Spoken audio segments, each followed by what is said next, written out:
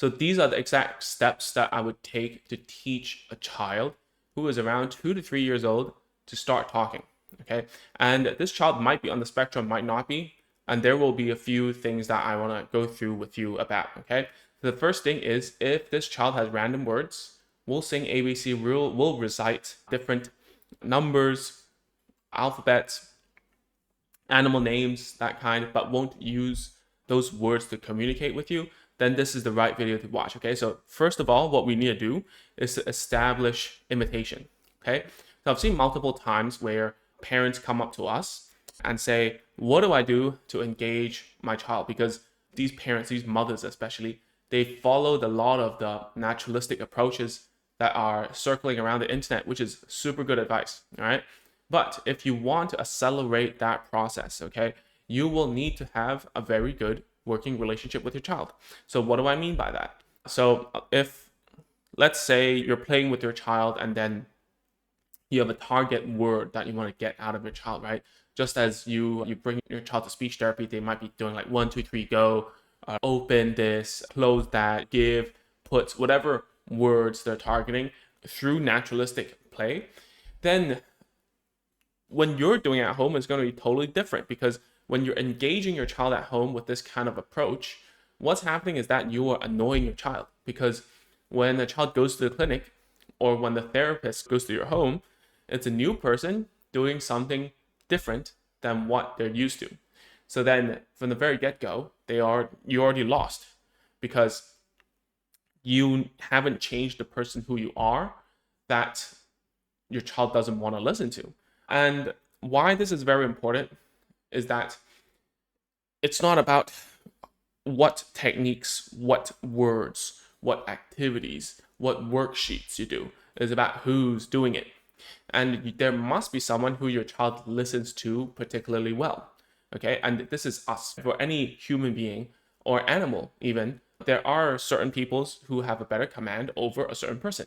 All right, and so you have to remember this. Are you that person that your child will say yes to, and that will listen to you and follow your lead when it is needed? Because a lot of lingo out there is to be accommodating, follow child's lead, and so on and so forth. But a lot of times, children don't listen to their mothers in difficult and dangerous situations. Okay, and in that sense, it doesn't even matter if you're teaching language or not. Okay, so I've digressed a little bit. Okay, so let me get back to teaching imitation. So teaching imitation is super important.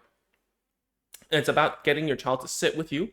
And it doesn't need to be a very long time. It could be like 1 or 2 minutes per round. And you could have 5 or 6 rounds every time you try to teach your child something. So how you do it is you get something your child wants, get them to come over, and then teach that. Okay, so I know that's sounds very robotic, that sounds very routine-ish, but then the thing is, the routine and the structure is not only for your child, it's for you. Because as you're learning how to become a better teacher for your child, this is going to happen. I'm going to share a story just in a moment about a mother from the USA, and she was actually having the exact problem. So when we get to imitation and your child can imitate, all the words that are randomly said or scripted, or some people might say it's gestalt. I don't really care, to be very honest, about what label we put on these words. These words are memorized. It doesn't serve a function, a purpose to communicate. The function is to self-entertain, is to entertain themselves, to talk about things when they want to. And the key word here is when they want to, up to their mood. I see these words all over the place whenever parents consult us. Okay, we've coached over 400 parents over the internet, and we've been running coaching programs. I understand the lingo, the words that are coming out of mother's mouth. The key word is we cannot get children to do things on their mood, because no work will be done. They won't be learning. It's just as if you don't have a little push and discipline, you're not going to be able to do the stuff you're supposed to do.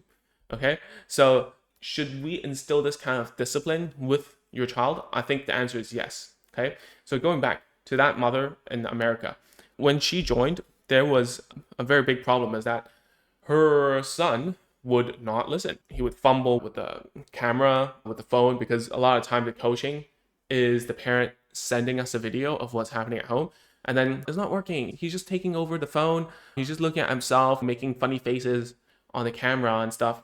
And then when I give him a reward, it doesn't work the way I wanted it to. So when I looked at the videos, I realized that the mother is too relaxed.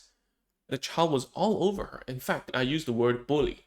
It's bullying her, okay? And this happens no matter what your child's condition is, okay? It doesn't matter if he's autistic, he's ADHD, he's yada yada, blah blah blah blah. All the labels don't even matter to me, to be very honest. Like, it's all about, we can talk about, oh, you can go to a specialist and the specialist will say, oh, his behavior is like that because of XYZ, but then there's no solution. All right, I'm telling you, the solution now is that her son, all we had to do was to block his hands. Okay, block his hands from accessing and touching and fiddling, fumbling around with the things that he was playing with. Okay, so it doesn't matter. Once the mother put her foot down, so to speak, she was like, no, all right, listen first, say this first. It became a lot easier because her son was already, in fact, speaking in 2 to 3 word phrases. And when we wanted to go to sentences, it was very difficult because 50% of the time, he wouldn't even imitate what the mom said. All right. And this is important because a lot of the stuff that we learn, whether it's a skill, it's a new language, it's whatever that we're learning, a lot of it comes from imitation. Because if I don't imitate someone who has done it before or knows what I'm trying to achieve, I don't get the practice in, I don't get the reps in, then I won't improve. And it's the same as your child. Okay. So once we get imitation done, that piece, what we do next is that we move on. We move on. A lot of times, then children become parrots. What they do is just imitate whatever they say to you, and then it becomes really difficult to teach because they might be even imitating to your face or your facial expressions. They're repeating, like, for instance, example that I had before, a mother from Malaysia. She wanted to teach the word spoon, but then when she said like that, the child was already filling the gap and said sausage, and then it became really difficult to teach. And then I also had a client, a French girl. She was on the spectrum and she was around like 8 when I saw her. She really loved hand sanitizers of different scents. And this was before the pandemic. And I was like, wow, this is pretty funny. And so like she became a super parrot. Like whatever I said, she was already imitating to the syllable, to the sound. And I couldn't stop. So when you have this kind of situation, the way to get through this blockage is to have a different way to teach a child something. And that something is actually actions or words, okay? Because if we teach a child through the root of verbal or speech meaning using sounds, then what we need to do now is to not use that and establish a different route of saying something. So for example, if I'm telling you, like, I wanted to drink something and the teacher was like, let's say I'm trying to learn Japanese, right? That's it. And then because every time the teacher wanted to teach me something, she would use a phonetic way, meaning like sounds and stuff.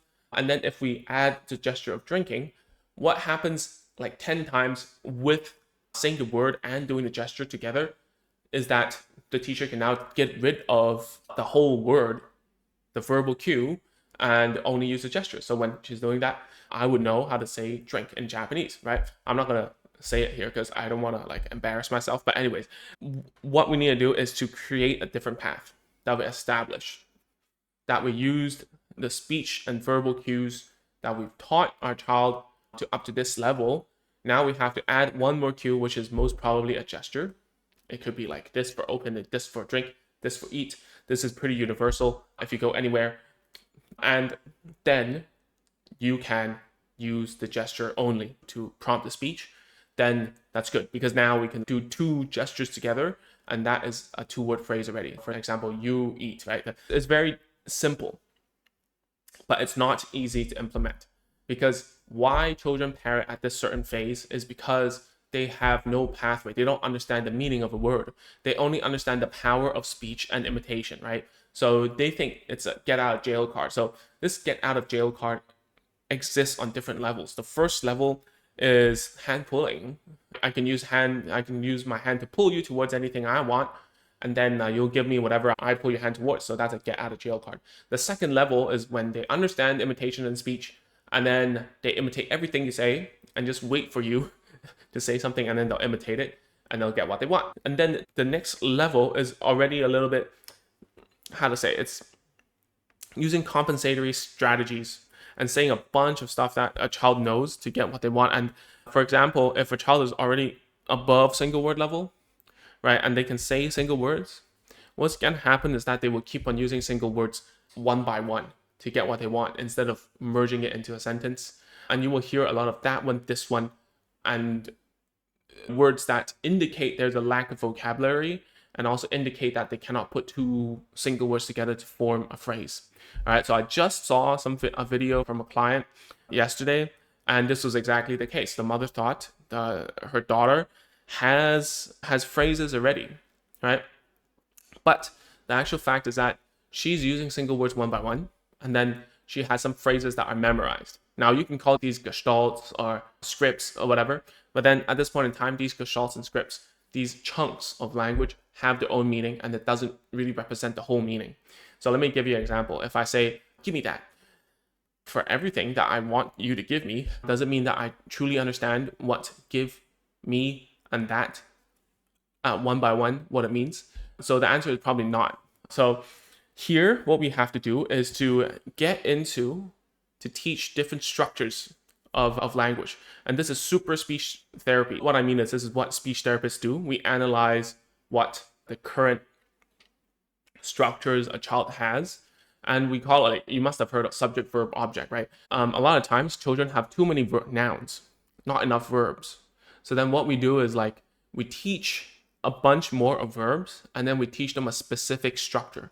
For example, we might focus on a subject plus a verb, right? Once they master that and they can use it flexibly and change the subject with different verbs interchangeably every time, then we want to move on and do verb plus an object, right? So that they can change out, like for instance, throw ball, throw banana, throw chair. I don't know why we're throwing bananas. I don't know. So it could be throw anything. It could be like kiss, table. We make up these phrases that totally do not really make sense, and it really is up to the child to describe it in words. And this is where the new language function called describing comes out, right? A lot of times before, there's a lot of need-based language, there's a lot of labeling, right? There's a lot of answering questions, but there isn't enough describing. Okay, so once we get here, we want to teach who and where questions. So I've talked about a lot about this during consultations and coaching.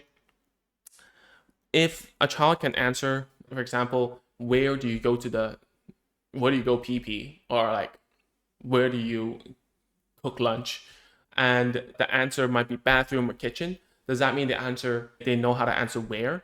The answer is probably not, because what we want is a description and not a memorization.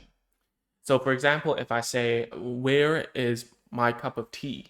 And of which you cannot see it on this camera, but it's on the table in front of me.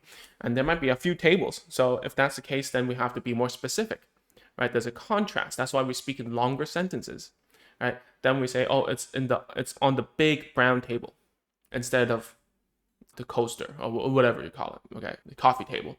So that is how to differentiate if a child can understand the where question or not. And the who is the same. So if you say, who brings you to school, and they say mommy, does it mean that they truly understand, or is it a memorization? Right? Or has it become a routine, a verbal routine, so to speak? And then we see a lot of children who are on the spectrum, they would ask these questions back to get those answers. Who brought you to school? Who cooked you lunch? Who's waiting for you? Right? They ask these kind of, where is daddy? Ask these kind of questions because you ask these kind of questions, and it's become a verbal routine. And then these become scripts, and then parents will say, oh my god, my child is scripting. But the problem is you've been providing these scripts to him, man. The real who questions are things such as, who's wearing glasses? So the answer is going to be Ming, right? Me. Or it might be who's wearing a gray shirt, who's sitting on the sofa, who's doing that, who's doing this. And it's more situational, and they have to use their brain to think about how to describe it to you. That's correct. That's the correct answer, okay? If they can do that flexibly, right, then that would make a lot of sense. Okay, to describe. So once we get the description, this is where we hit a ceiling for sentences, because you will see that children at this level will be able to say grammatically correct sentences pretty easily once they get to this point, because they have a good understanding of the linguistic concepts of what the roles are inside of a sentence. And I'm being linguistic here, like for instance, subject are people, right? Or make believe characters, right? Verb is the actions, object is the thing that the verb acts upon. And this is all within our brain. Once we acquire that, we tend to understand language a little better. That's why, as a first, like if you acquired your first language and you're learning your second language, it would be much easier. So, that aside, what happens next is that we make it into different. We will teach children to use multiple sentences in one utterance. Utterance means how much I can say with a breath of air, and then I have to stop and just take a breath, right? So we want to do 3 sentences in one go or something. And when I say utterance, doesn't mean your child has to like that. I don't mean that. Like utterance can be of different lengths. Okay, it could be like 1 or 2 sentences or 3, or maybe it could be 1 sentence at a time. But I want it to be like in a sequence, like to describe something in the sequence of events, because we're going towards teaching a child to report back to you what happened at school. That's what parents would ask a lot. My child doesn't know how to tell me what happened at school, and I don't know how to teach him or her, and I need a prompt. And I'm like, how are you supposed to prompt something that you don't even know? You weren't even with him at that moment in time. So we want to teach the sequence description, which is using something they like, know, want to do. For example, making a cup of tea or making a cup of Milo, whatever that is culturally appropriate, of which they like, or it's just basically pouring a cup of soda. So it's basically first, get the soda from the fridge, second, pour it in the cup, third, and last, drink it. And that's the sequence, right? Once we get to the sequencing, it would be a lot easier to teach play, like in terms of imaginative play, because a lot of imagination goes in steps, right? And then it'll be much easier to go towards stories later on, okay? And once we have these skills, we can now teach why questions, which is at around 4 years old. Your child should be able to answer why questions. So very simple why questions. Why is the table wet? Because I spilled water, right? And not to do with those emotional things like, why do you think she's angry? Because you will, and there's a whole story, right? So we don't want that. We want simple whys. It's like, why is the kettle broken? Because you dropped it, right? These kind of simple ones. That there's a cause and effect. Now, some linguists are going to say, don't use cause effect. That's the wrong term. I don't care, as long as you understand what I'm saying. So that's how we get a child to be able to answer why questions. And then further on downwards would be like storytelling and some other little goals. But then if your child is 2 to 3 right now, and we want to get to a point where they're conversational, what we need to do is to teach all the things that I've talked about just now up until story level. If we get there within 1 to 2 years, which would make your child around 4 to 4.5, then practically speaking, on a language milestone viewpoint perspective, your child is already caught up. But mind you, I had a conversation with another parent, because if your child is at 4 to 4.5, right, and they can speak in stories, tell stories, that doesn't mean they're 100% caught up to the peers, because the milestones are the basic minimum of how much a child should be able to speak, right? So it would be in a no man's land where it doesn't warrant speech therapy. They don't really have a diagnosis anymore, and it would be difficult to find help. So at that point in time, you have to have a good expectation, right? Is that these type of scenarios, we will have to keep on strengthening and trying to teach as much as we can to these children. And at the same time, the catching up the bulk of it will happen inside of elementary school and primary school. Once we get to secondary school, yeah, we still see some discrepancies because it's like speech and language delay, or disorder for that matter. It's a compounding effect, meaning if it happens at 2 and other children are already speaking, they're already practicing so much and you can't get them to shut up and they talk a lot, what happens is the talkers become, like the rich become richer, right? The people who talk more will become more fluent. And therefore, there is a little gap that will still happen in elementary school and maybe within secondary school too, right? So that's all I've got for you today. It might be a long video for you to digest and understand. And of that, like, by all means, take your time to review this. As I understand, a lot more parents nowadays, they like reels, short videos to learn something. But I assure you, if you were to take a class based on just shorts, you won't even remember there's a study, like I think 70% of people, they watch a short, they don't even remember it the next day what the contents are. So if you want to learn this properly and do this, you can go to www.agentsofspeech.com/course. We have courses that go into exact extreme detail about from going to zero to words to sentences and then onwards. Okay, so it's totally free. You can go there. There's no catch. Just watch those courses. The only thing is, if you like it and you want someone to help you with it, our team can help and coach you along the way about how to teach your child to talk more at home. But that aside, that's all for now, and I'll see you in the next video. All right.